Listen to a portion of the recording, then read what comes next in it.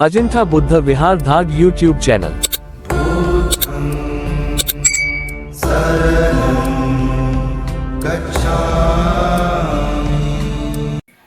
सर्वांना नमो बुद्धाय, जय भीम, जय संविधान। अजिंठा बुद्ध विहार धाड अंतर्गत बुद्ध विहार जोडा अभियान, या अभियानासाठी आजचं गाव आहे मासरूळ। तर मासरूळ हे धाडवरून 13 किलोमीटर आहे। तर चला जाऊया मासरूळला आणि बघूया तिथलं सुंदरचं विहार। नमो बुद्धाय, जय भीम।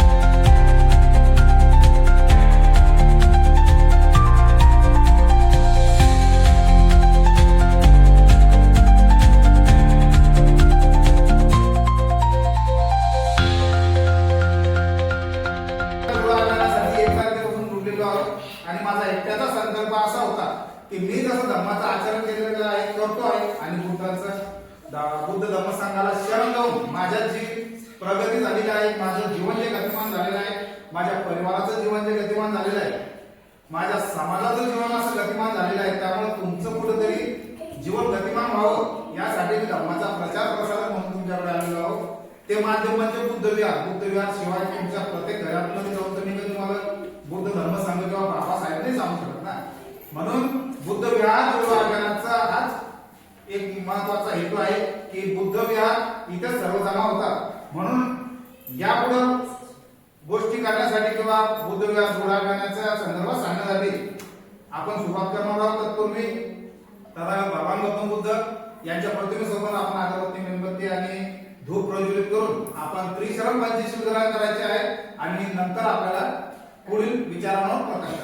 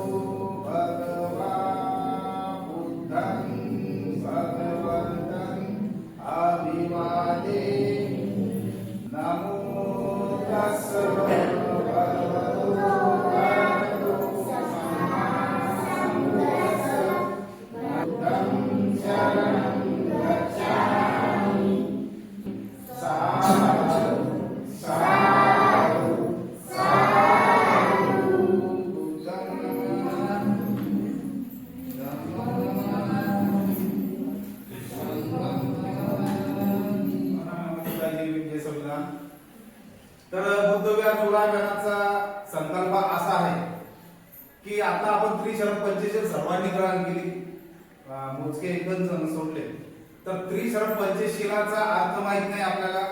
5 शिला घेताना आपण कुठेतरी या शिलाच्या नंतर काय म्हणायचं, कोणची शील येते हे पण सध्या आपल्याला अवगत नाही असं मला जाणवलं. तर हे आपल्याला कुठेतरी आतापर्यंत घडत आलेलं आहे, म्हणून आपण याच्यातून काहीतरी आता नवीन करायचं, परिवर्तन करायचं आपल्याला. बरोबर आहे. बुद्धांनी सांगितलेलं आहे की परिवर्तन हा निसर्गाचा नियम आहे, म्हणून त्या परिवर्तनाच्या नियमानुसार आपल्याला त्याच्यासोबत चालायचं. मग कसं चालायचं? आता चालायचं म्हणजे याचे काही क्लास वगैरे आहेत का? नाही. याचे काही शिबिर आहेत का? नाही. आपल्या इथे इतकं भव्य दिव्य मोठं असं विहार बांधून ठेवलेलं आहे. तथागत भगवान गौतम बुद्धांची प्रतिमा आहे, तसंच बॅनर आहे. बाबासाहेबांचं पण बॅनर उपलब्ध होईल, है ना? हा आहे. तर आपण का म्हणून इथे येत नाही? आपल्या जीवनातले आतापर्यंत आपण केलेले सर्व काम कष्ट म्हणा, आतापर्यंत आपण सांसारिक जीवनात गुंतलेलो आहे, गुरफटलेलो आहे. आपला नवरा, आपली माय, आपला बाप, आपले सासू, आपले सासरे, आपले लेकरं, आपले जावाई, बरोबर, यातच जीवन जगून राहिलं. आपलं शेतात जायचं, वापस यायचं, दिवसभर काम करायचं, जेवण केलं, झोपले की सकाळी उठले की तेच काम, बरोबर. मग बुद्ध धम्म संघ आणि बाबासाहेबांचे विचार कधी पाहतो आपण? आपण ज्यावेळेस 14 एप्रिल त्यावेळेस बाबासाहेब आपल्याला अंगात येतात. ज्यावेळेस बुद्ध पौर्णिमा असते त्यावेळेस आमच्या अंगात बुद्ध येतात. मग 365 दिवसातून 2 दिवस आमच्या अंगात आम्ही बुद्ध आणि बाबासाहेब आणतो. मग 363 दिवस आम्ही काय करतो? 363 दिवसात कधी आपण बुद्धाचं, धर्माचं, बाबासाहेबांचं आचरण करतो का? कधी विहाराकडे उठून पाहतो का? किंवा आपण पौर्णिमा झाल्यानंतर महिन्यातून 1 तास 30 दिवसातून फक्त 1 दिवस बुद्ध भगवंतांना घेतो, त्रिशरण पंचशील करतो, खीरदान करतो, खीर पितो आणि त्याच्या घरी जातो. मग तुम्ही खीरदानीच्या दिवशी दुसऱ्या दिवशी येऊन पाहता का की वो विहारात कोणी झाडझूड केली का? बुद्धांच्या पुढे मूर्तीला अगरबत्ती लावली का? मी त्रिशरण पंचशील घेतली का? मग हे ज्यावेळेस तुम्हाला अवगत होईल त्यावेळेस तुम्हाला कळेल की मी या धर्तीवर माझ्या आई वडिलांनी मला जन्म दिला, त्या आई वडिलांचं आणि बाबासाहेबांनी एवढं संविधान रुपये कवच दिलेलं आहे मला, एवढं स्वातंत्र्य दिलं, त्याचं कुठतरी जाण आहे मला. आणि हे धर्तीवर येऊन मला काहीतरी आता धर्मासाठी करणं आहे, म्हणजे ते कार्य मला कुठेतरी माझ्या चित्तासाठी उपलब्ध होईल ना, हे पुण्यकर्म मला कुठेतरी काम करतो. मग हे आपण असं करतो का? नाही. आमचे तरुण धम्ममित्र, विद्यार्थी वर्ग यांना बोलवायला 4-4 दिवस किंवा आता काहीतरी कोणतरी आलं आणि आता आपल्याला बोर करणं, बोरच पाहिजे अर्धा घंटा नुसतं चालला चालला. अरे बाबा, मी पण तसाच होतो, मला पण 3 वर्षावरती तसंच होत होतं. आमच्याकडे बुद्धाचार्य कोणी येत होते, भंतेजी येत होते, तर आम्ही असं द्यायचं 10-15-20 मिनिटं बसलो, जे म्हणजे भारत दान द्यायचं निघून जायचं, बरोबर. अरे पण ते दान देताना किंवा ते ऐकताना तुम्ही काय वाचा मनाने ते श्रवण करता का? तुम्ही मनापासून ते आचरण करता का? नाही. भंतेचे आल्यानंतर दान देण्याचा तुम्ही जे दान देता ते कोणत्या पद्धतीने दान देता, कसे दान देता?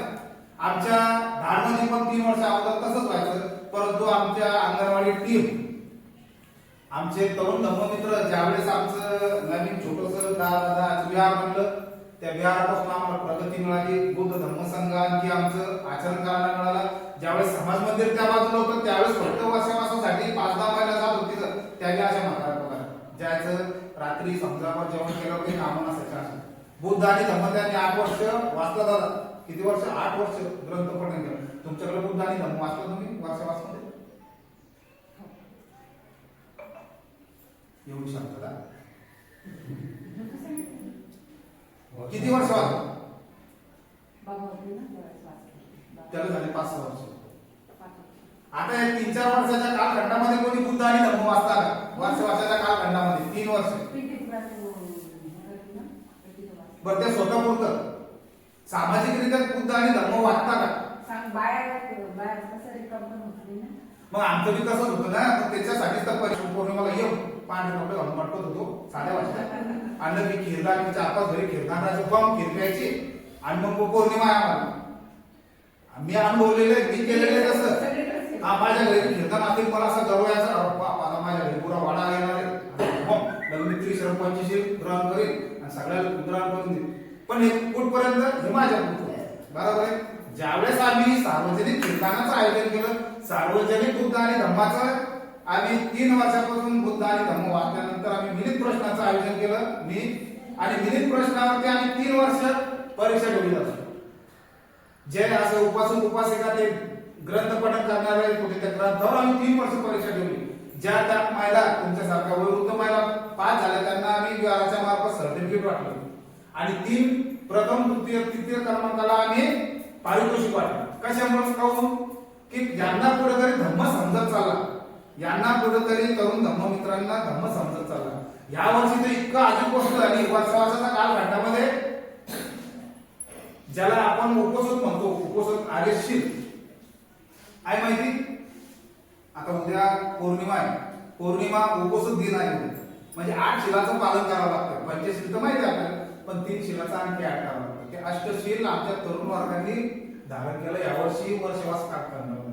3 वर्षात 3 महिन्याचा जो कालखंड होता आमच्यासाठी इतका आनंददायी ठरला यावर्षी की विचारू नका. कारण धम्म मित्रांनी हे धम्म सेवकांनी त्यामध्ये खूप सहभाग नोंदवला आणि धम्माचं आचरण केलं. ग्रंथ पठणासाठी ते उपस्थित राहत होते.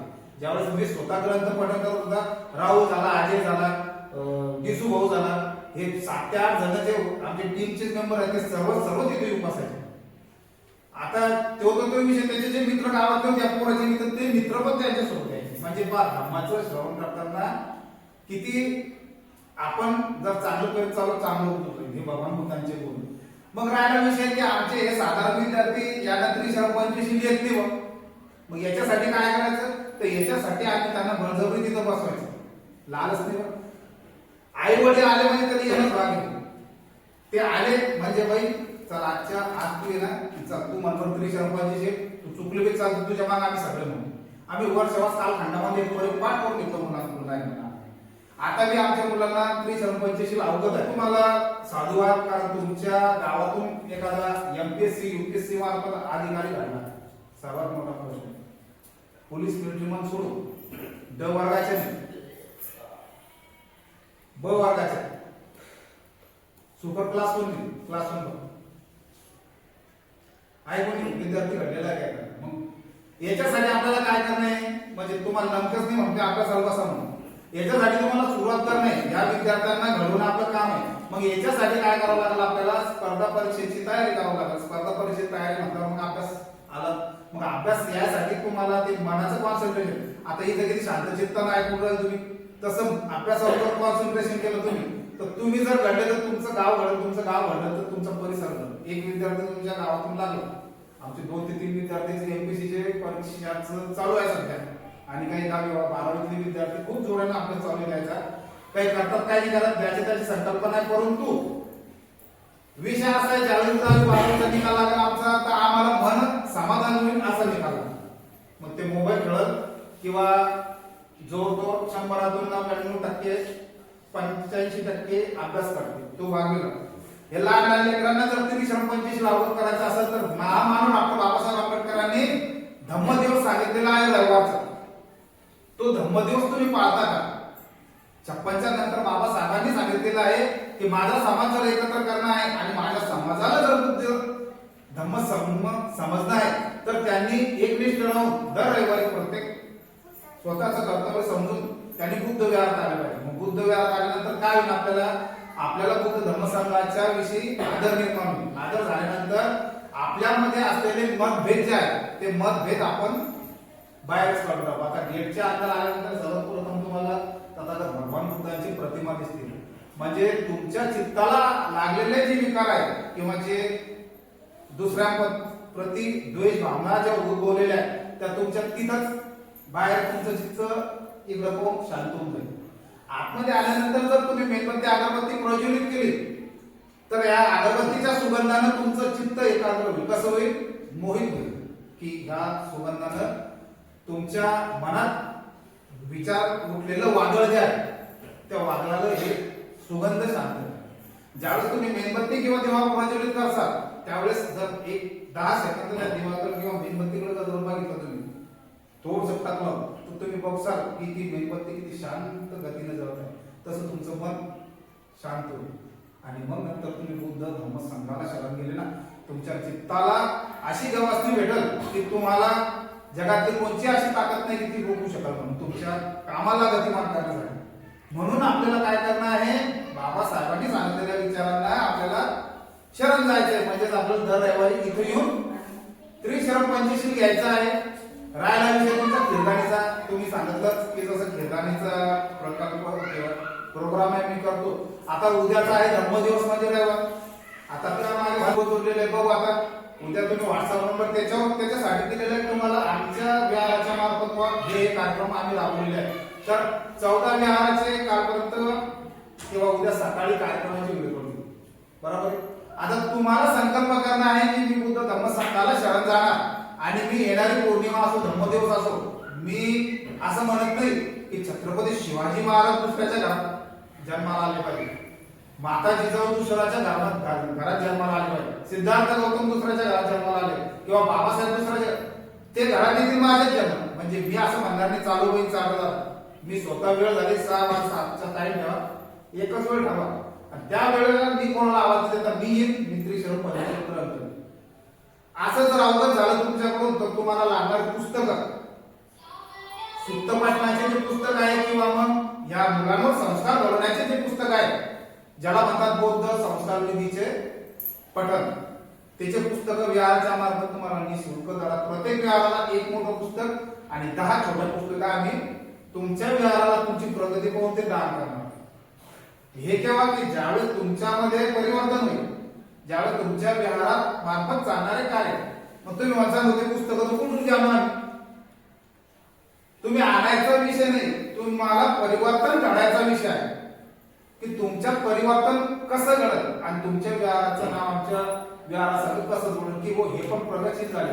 ज्यावेळेस तुमचं प्रगतशील कार्य महाराष्ट्र होईल त्यावेळेस कळेल की हो मासरूळचं हे पण एक विहार या बुद्ध विहारासोबत जोडलेलं आहे. तरुण धम्ममित्रांना सांगणं एवढं आहे की ज्यावेळेस आपण कोणत्याही गोष्टीचं आचरण करतो तर कायावाच्या मनाने करा. कारण आता तरुण पिढीवर बरेचसे गावामध्ये असं आहे की व्यसनाधीन झालेले. आमचं गाव पण 3 वर्षापूर्वी व्यसनाधीन होतं, तिचं तो कोणच नाही होते.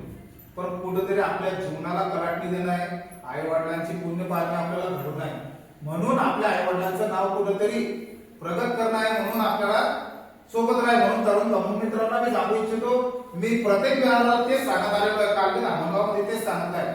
विपश्यना जर तुमच्या वतीनं जर घडली, 10 दिवस विपश्यना शिबिर जर घडली तर अवश्य करा. नाही घडली तर बुद्धपुत्र बना. बुद्धपुत्र म्हणजे श्रामणेर बना. 10 दिवसीय शिबिर जे चालू असतं, श्रामणेर शिबिर माहितीये, 10 दिवस चिवर घेऊन प्रवचन घ्यावं लागते. ते शिबिर करा तुम्ही आणि ते शिबिर जर केलं तर तुमच्या जीवनाला इतकं गतिमान होईल की तुम्ही विचारही करू शकत नव्हतो मी 10 दिवसा अगोदर कसं होतो 10 दिवसानंतर कसं. म्हणून 2 शिबिर तुमच्या पायला शिकायला प्रवचन नाही. 3 महिन्याचे प्रवचन असते परंतु तुम्ही घेऊ नका.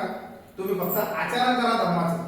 विपश्यना शिबिर करून या. आपल्या चित्ताला लागलेले जे द्वेष आहे, भावना आहे दुसऱ्याप्रती, ते आपल्याला विपश्यनाला जाऊन कळत. कारण भगवान बुद्धांनी सिद्धार्थ गौतम ज्यावेळेस सर्व 6 वर्ष तपस्या करून पाहिले की अंधाराचा अंधार आहे आणि ज्यावेळेस खीर प्राशन केली सुजाताच्या हाताने, त्यावेळेस त्यांना कळालं की आता माझ्या अंगात ऊर्जाचा संसार झालेला आहे आणि मी कुठेतरी आता ज्ञान मिळवल्याशिवाय तू उठणार नाही. मग त्यांना आडवं बघा काय आलं, मार जे आपल्या चिकटात तुकार असतात त्याला मार म्हणतात, बरोबर आहे का.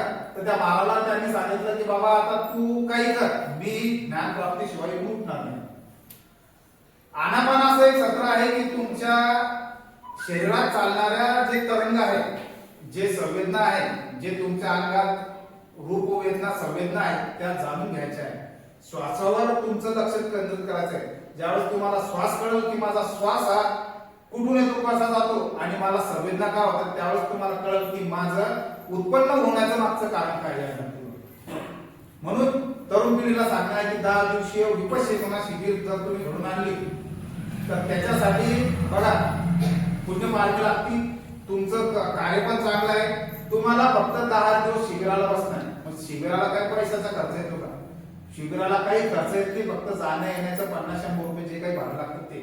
तिथं राहण्या खाण्यापिण्याची सर्व व्यवस्था उपलब्ध राहते. फक्त आपल्या जीवनाचे 10 दिवस तिथं यायचे. त्याच्या अगोदर येणाऱ्या एप्रिल-मे मध्ये जे शिबिर आहे श्रामणेर प्रवचन शिबिर, त्या शिबिराला तुम्ही 10 दिवस आपण गेलो तर आपल्या मित्राला घेऊन जा. अनेक शिबिर या महाराष्ट्रामध्ये चालू असतात.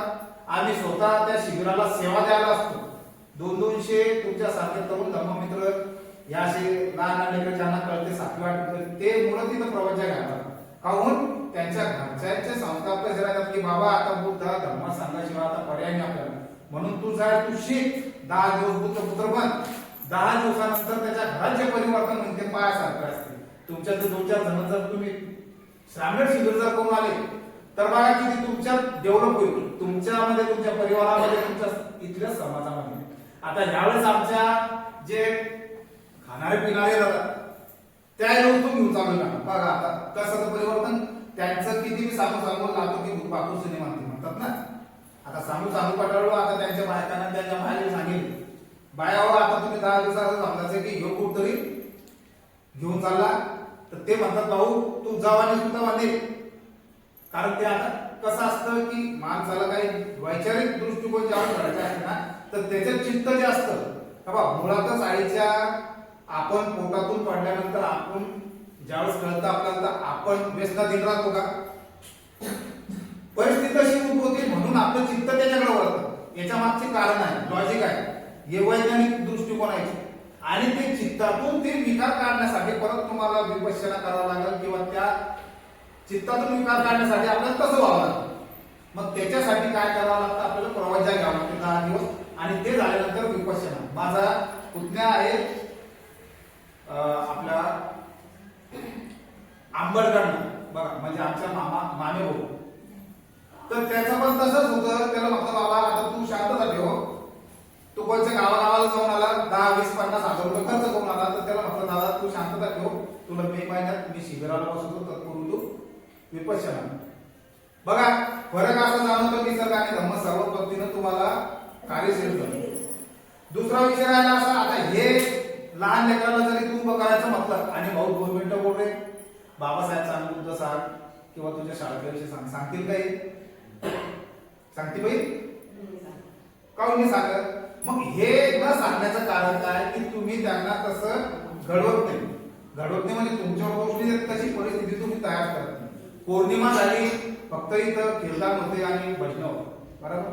आता संकल्प असा करायचा दर रविवारी धम्मदिवस आहे, उद्या पौर्णिमा पण आहे. सर्वप्रथम त्रिशरण पंचशील घ्यायची कीर्तनाच्या अगोदरची, नंतर प्रत्येक विद्यार्थ्यांना उद्या विषय द्या, त्या तरुण धम्ममित्रांना पण विषय द्या की मी ह्या विषयावर 1-1, 2-2 मिनिटं बोलू. चुकला कोण चुकन आपलं तरी चुकलं बरोबर. पण त्याला तर कळत की मी माझ्यात काय कमी मी कसं बोलू शकतो म्हणून अशी त्यांना भाषणाची तयारी करा सर्वप्रथम आणि नंतर तुमचं कीर्तन करा आणि मग भजन चालू. कारण हे जोपर्यंत घडणार नाही जेव्हा आपले सर्वात मोठं बाबासाहेबांनी सांगितलेलं जे कार्य आहे की भारत बौद्धमय करायचं तर हे ह्या पिढीवर येऊन टिकलेलं आहे, ह्या पिढीवर येऊन टिकलेलं आहे. तुमच्या आमच्या सारखाचं आता झालं गेलं पार पडलं ह्या विद्यार्थ्यांवर येऊन टिकलेलं आहे. जोपर्यंत हे विद्यार्थी घडणार नाही, एखादे 2 अधिकारी बनणार नाही, त्याच्या मागे पुरा समाज काय होईल परिवर्तन होईल की बाबा तो विद्यार्थी घडून राहिला, ती मुलगी घडून राहिली तर मी गाऊन नाही. म्हणून ते जिद्दी काय करतात विद्यार्थी की ती 2 मिनिटं बोलते तर मी 4 मिनिटं बोलतो अशी त्यांच्या स्पर्धा लागते. मग ती अर्धा घंटा अभ्यास करते तर मी 1 घंटा अभ्यास का करू. अशा आतापासून जर यांना स्पर्धाचं लागलं तर पुढील येणाऱ्या काळामध्ये ज्या स्पर्धा परीक्षा आहेत त्यात हे एका स्ट्रोक मध्ये निघून जातील आणि आपल्या गावामध्ये चांगलं व्यक्तिमत्व घडतं. मग यासाठी काय करायचं आहे, उठल्याबरोबर आनापान करायचं आहे. 2-2 मिनिटाचं आनापान करायचं आहे. व्यायाम त्यात नाही करता आपल्याला उठल्याबरोबर प्रत्येक वेळाला सांगत आलेलो आहे मी आणि ते शेवटपर्यंत सांगणार आहे. आनापान सत्र जे भगवान बुद्धांनी अवलंबन केलेले आहे त्या आनापान सत्राचं, ते आनापान सत्र महिला असो पुरुष असो म्हातारे माणसं असो जवान पोर असो त्यांनी अवलंबन करा. बिमार असो चांगले असो निरोगी असो सुदृढ असो कसे. सकाळी उठल्याबरोबर सर्वप्रथम बुद्ध धम्मसंघाला शरण जा. बुद्धडीत बसल्याबरोबर बुद्धांना शरण गेल्यानंतर बाबासाहेबांना शरण जा. ज्यांनी आपल्याला जन्म दिला त्या आईवडिलांना शरण जा आणि ज्यांनी आपल्याला आतापर्यंत मार्गदर्शन केलं असे सर्व गुरुजन ते लहान असो का मोठं असो जे मौलिक सल्ला देतात ते गुरु झाले आपले त्या गुरूंना शरण जा आणि मग आनापान सुरू करा. आनापान सुरू करा म्हणजे आपण संत गतीने आता जसं श्वास चालू आहे फक्त आपला श्वास सोडणं आहे आपल्याला, नाहीतर आमच्या बाबांनी नागपुरात फैलवलं नाही आपल्याला. योगा करण्यास नाही आपल्याला, योगा करण्यास नाही. आता कसे बसेल आहे तुम्ही?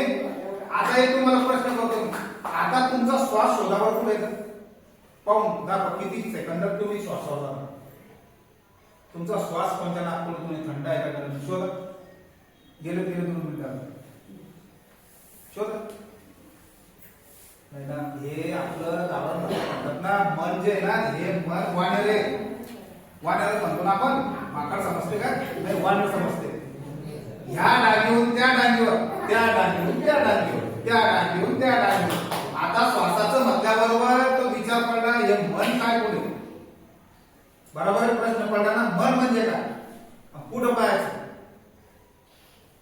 ज्यावेळेस तुम्हाला आता माझ्याकडे पाहावं पण तुमचं चित्त बाहेर घेऊन बरोबर, बाहेर कोणतरी वाट पाहावं, स्वयंपाकाची वेळ झाली, काय भाजी करायची, किती वेळ बसणे, बरोबर आहे. हे तुमचे विचार चालू आहे. कशाला वेळ घेतला आता बसलं आहे की नाही. तर हे जे विचार आहे ना, हे विचार म्हणजे मन तुमचं भटकलेलं मन. आता हे ज्यावेळेस तुम्ही आता तर नाही आणणार, कारण आता तुमचं विचलित झालेलं. सकाळी एकदम सकाळी काय असतं, वातावरण थंड असतं, निसर्गात जे तरंग फिरत असतात सकाळच्या भोवतीचे, ते सर्व सकारात्मक दृष्टिकोनातून विचार जे कोणाचे पण असत, तर ते सकारात्मक विचार सकाळी हे तरंग असतात. आणि त्या तरंगापायी आपलं मन एकदम शांत झालेलं असतं, कारण आपण झोपेतून उठलेलो असतो. आणि आपली झोप ज्यावेळेस चांगली होती त्यावेळेस आपलं मन हे सदृढ असतं. मग त्यावेळेस जर हे 2 मिनिटं आपण श्वास सोडला तर तुमचा दिवस पहा कसा जाईल. तुम्ही परत संध्याकाळी झोपताना 2 मिनिटं करा, आणि झोपताना आणि उठताना परत मंगल मैत्री करा. बघा, मंगल मैत्री अशी करायची की ज्यापासून आपल्याला तर फायदा होतोच, परंतु आपल्यापासून या निसर्गामध्ये, या पृथ्वी मंडळावर, या ब्रह्मांडामध्ये जेवढं काही प्राणी सृष्टी राहते त्यांच्या प्रती मंगल मैत्री करा. मंगल मैत्री काही 1-2 घंटे, 2 मिनिटाची मंगल मैत्री की मी वैरापासून मुक्त हो, मी क्रोधापासून मुक्त हो, मी ईर्ष्यापासून मुक्त हो, आणि मी दुःख पीडापासून मुक्त हो. आणि माझं जसं कल्याण झालं तसं या सर्व जीव सृष्टीमधलं कल्याण. असं जर तुम्ही सद्भावनेनं मंगल मैत्री ठेवली तर बघा, तुमच्यावर येणारं संकट, मग ते कोणचं असो, तुमच्याकडे येणारे नकारात्मक विचार या तरंगापायी, दुसऱ्याबद्दल जर द्वेष भावना तुमच्या प्रती असत, जर पाहिलं जर कोणी आपल्याबद्दल दृष्ट भावनेनं जर काया वाचा मनानं जर समजा एखादं शिवी दिली, अभद्र बोललं, तर ते तरंग या निसर्गात फिरत असतात. आणि ते आपल्याकडं काय करतात, निगेटिव्ह थिंकिंग म्हणून आपल्याकडे येतात. आणि मग ते आपलं मन चित्त काय करतात, ते तरंग झेडून घेते, आणि मग त्याचं आपल्याला दुःख होतं. बायको ती बाई तर मागं कोंबले तोंड मोडलं, ते पोरटा मासोबत चांगला निघून. हे जे तरंग आपण पाहिल्यावर हे आपण नाही करत, हे चित्त आणि हे तरंग याच्या प्रती ते आपल्या मनातून होते, म्हणून आपल्याला दुःख होते. आणि दुःख झाले की आपलं सर्व काम बिघडून जाते.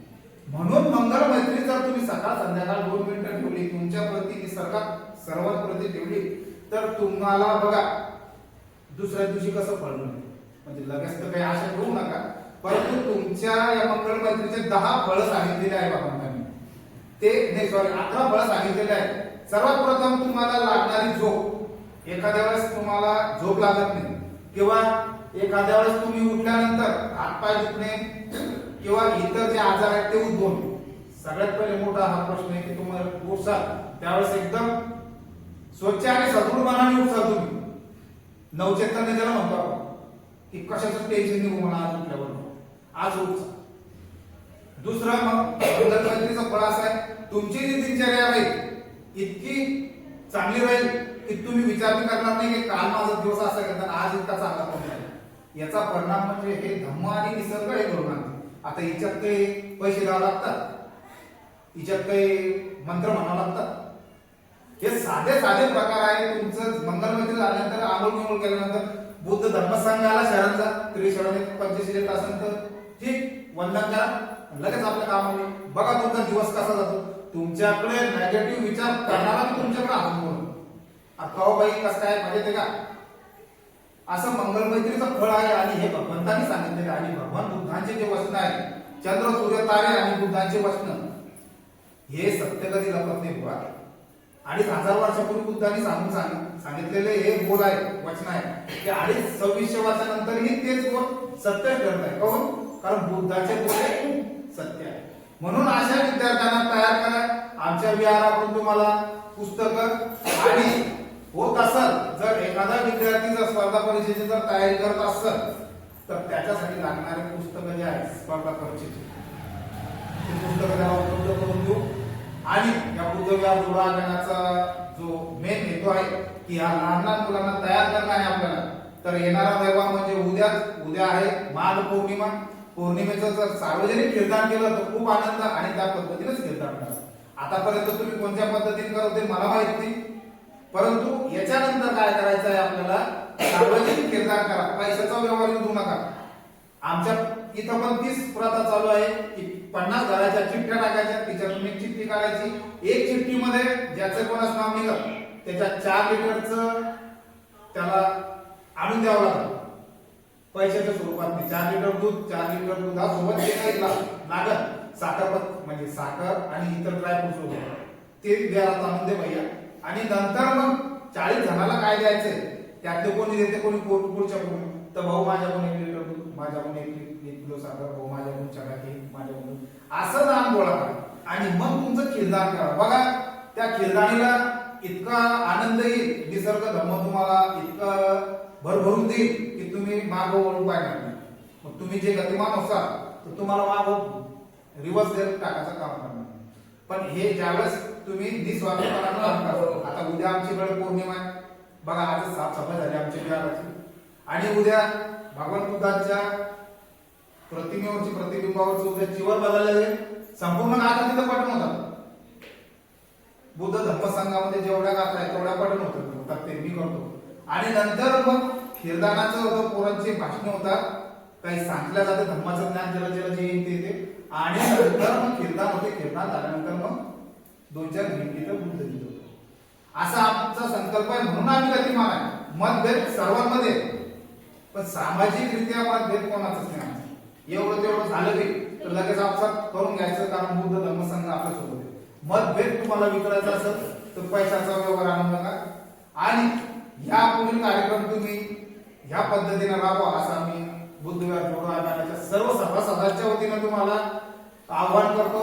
जीवनाला कलांटी द्या, बुद्ध धर्मसंघाला शरण जा आणि येणारी पौर्णिमा उद्याची असो किंवा धम्म दिवस असो दर रविवारी रोज जमत असेल तर रोज या विहारामध्ये, नाही तर दर रविवारी एक टाइम ठरवा आणि सर्वांनी यायचं आहे. या लहान बालक बालिकांना सर्वप्रथम रविवार ठरवून द्यायचा. भाऊ बाई 2-2 मिनिटं या विषयावर बोलणंच आहे तुला पर्यंत मला ऐकून घेतलं तुम्ही, त्याबद्दल सर्वांचे मी अभिनंदन करतो आणि आभार मानतो आणि इथेच थांबतो. आणि आपण याआधी जो कार्यक्रम केला बुद्ध पौर्णिमेचा म्हणा किंवा पौर्णिमेचा म्हणा कोणताही कार्यक्रम जर तो केला तर तो आपण पहिलं म्हणजे मंदिरात आल्यानंतर बुद्ध विहारात आल्यानंतर आधी आपण दर्शन घेतो. त्याच्यानंतर आपण बुद्ध वंदना घेतो. मग वंदना झाल्यानंतर आपलं खिरदान केलेली असते. मग सर्व जमा झाले मग आपण ते सर्व खिरदान आम्ही येणाऱ्या सामूहिक शिबिराला जाणार आहोत. सर्वजण आपण जेवढे तयार केले जेवढे तयार होते तेवढे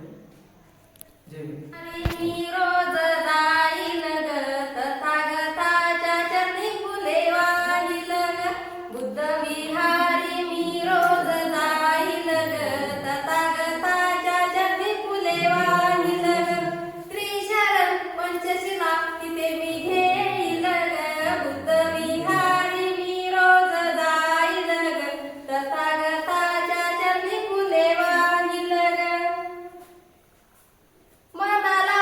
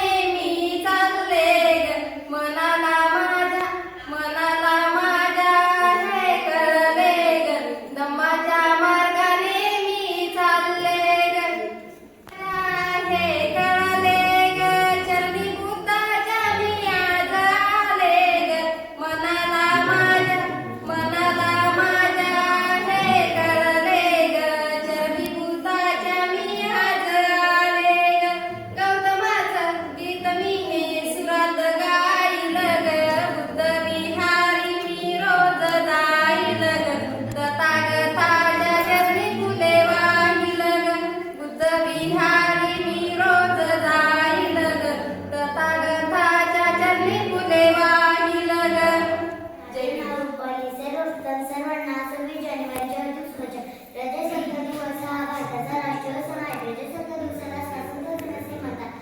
26 जानेवारी 1950 रोजी भारताला संविधान लागू झाले. एवढे बोलून मी माझ्या भाषण संपवते. जय हिंद, जय भारत. राम नाम घे कोणी हरी नाम घे, राम नाम घे कोणी हरी नाम घे.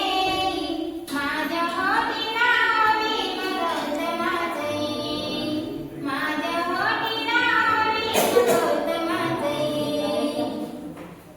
राम नाम घे कोणी हरी नाम घे, राम. कोंबड्याची बागे तातडी मी उठाव, कोंबड्याची बागे तातडी मी उठाव.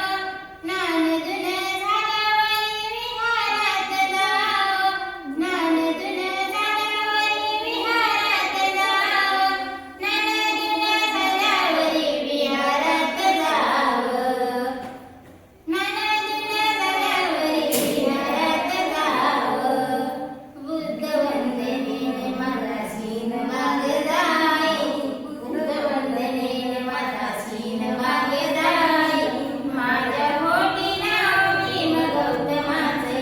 पाखरांची रेखावती नक्षी नदी राम पाखरांची. जीवदृप्त करी जुनू रोहिणीचे पाणी, जीवदृप्त करी जुनू रोहिणीचे पाणी, जीवदृप्त करी जुनू रोहिणीचे पाणी. नाव भीम गौतमाचे, माझ्या होटी नाव भीम गौतमाचे. राम नाम घेई कोणी हरी नाम घेई, माझ्या होटी नाव भीम गौतमाचे, माझ्या होटी नाव भीम गौतमाचे. धरलंय रमाचं 9 वर्षात लगीन, धरलंय रमाचं. लय बाई नशीब खुललंय माझ्या भीमाचं, लय बाई नशीब खुललंय माझ्या भीमाचं. घाल गं रमा पांढरी साडी, शोभून दिसते भीमाची माडी, शोभून दिसते भीमाची माडी. माडीवरती फुलबाई खुललंय जाईचं, माडीवरती फुलबाई खुललंय जाईचं. लय बाई नशीब खुललंय माझ्या भीमाचं, 9 वर्षात लगीन, धरलंय रमाचं. लय बाई नशीब खुललंय माझ्या भीमाचं. घाल गं रमा सोन्याची नथनी, घाल गं रमा इकडं पांढरा चुडा, शोभून दिसतोय भीमाचा वाडा, शोभून दिसतोय भीमाचा वाडा. भीमाच्या वाड्यात फुलबाई खुललंय जाईचं, लय बाई नशीब खुललंय माझ्या भीमाचं. 9 वर्षात लगीन, धरलंय रमाचं. लय बाई नशीब खुललंय माझ्या भीमाचं. घाल गं रमा सोन्याची नथनी, शोभून दिसते भीमाची पत्नी, शोभून दिसते भीमाची पत्नी. 9 वर्षात लगीन, धरलंय रमाचं. लय बाई नशीब खुललंय माझ्या भीमाचं. 9 वर्षात लगीन, धरलंय रमाचं. लय बाई नशीब खुललंय माझ्या भीमाचं. जय भीम. सर्वांना नमोबुद्धाय, जय भीम, जय संविधान. आजच्या बुद्धविहार अंतर्गत बुद्धविहार प्रोग्राम या अभियानासाठी आजचं गाव मासूर. मासूर येथील सर्व श्रद्धावान उपासक उपासिका, बालक बालिका, विद्यार्थी वर्गाने चांगला प्रतिसाद दिलेला आहे.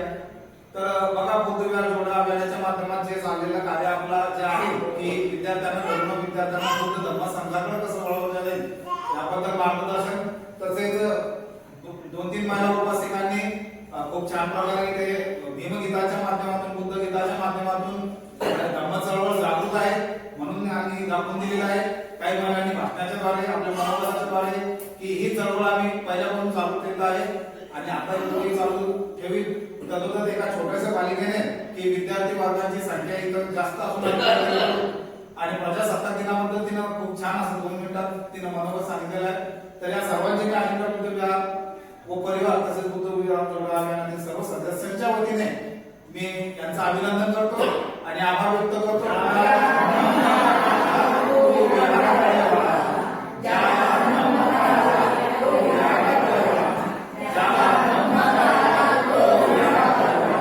नमो बुद्धाय. वैकुंठ बुद्ध विहार धाग यूट्यूब चॅनल.